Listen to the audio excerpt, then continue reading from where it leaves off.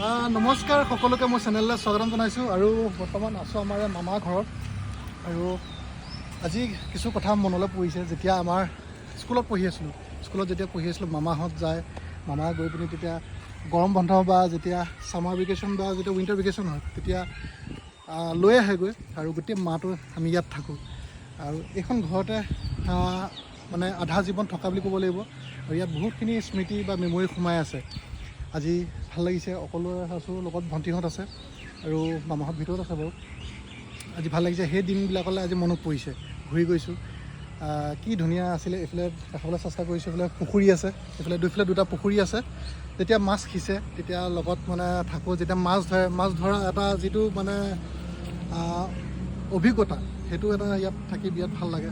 একদম জীয়া মাছ ধৰে। এইফালে আছে এটা ডাঙৰ পাছফালে ফিচাৰী আছে আৰু খুব মানে ভাল লাগে। আপোনালোকে জনাবচোন, কমেণ্টত জনাব আপোনালোকে নিজৰ মামাহঁতৰ ঘৰলৈ যায়নে বা এনেকৈ এই ধৰণে কটাইছিল নে, কেনেকুৱা কিবা স্পেচিয়েল মমেণ্ট আছে যদি ক'ব।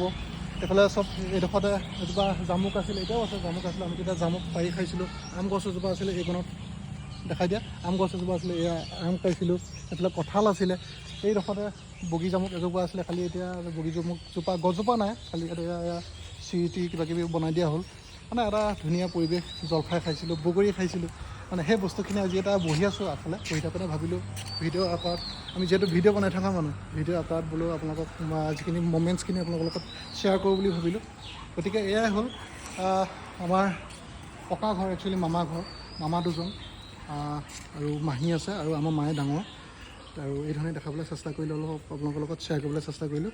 আৰু ধন্যবাদ। আপোনালোকে ভিডিঅ'সমূহ চাই কেনেকুৱা পায় নিশ্চয় কমেণ্ট এটা কৰিব নাপাহৰিব। আৰু যদি মামাৰ ঘৰৰ কিবা স্পেচিয়েল কিবা যদি মমেণ্টছ আছে শ্বেয়াৰ কৰিব যদি বিচাৰে কমেণ্ট কৰিব। ধন্যবাদ।